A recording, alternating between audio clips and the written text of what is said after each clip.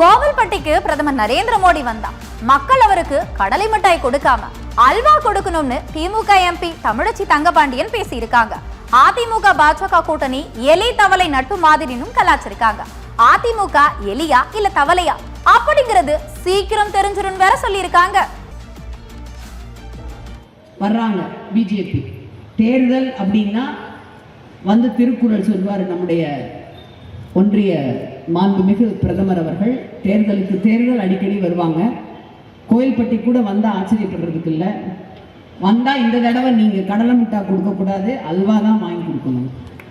நம்ம கிராம பக்கத்தில் ஒரு கதை சொல்லுவாங்க இல்லையா, எலியும் தவளையும். எங்கேயாவது எலியும் தவளையும் ஒன்றா இருந்து நம்ம பார்த்துருக்கோமா?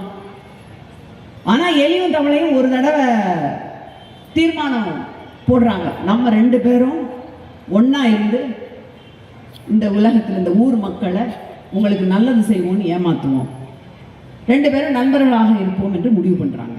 அதை ஊர் மக்கள் எப்படி நம்புவாங்கன்னு நினச்சி ரெண்டு பேரும் ஒருத்தர் காலை ஒருத்தர் கட்டிக்கிறாங்க, ஒன்றா சேர்த்து. எலியோட காலோட தவளையும் சேர்த்து கட்டியாச்சு.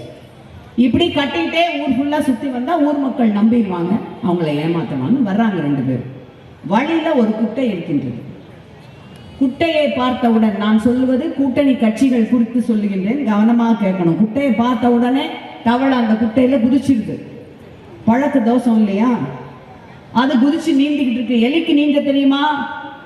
எலி செத்து மிதக்கின்றது. மேலே ஒரு பருந்து வட்டமிட்டு கொண்டிருக்கின்றது.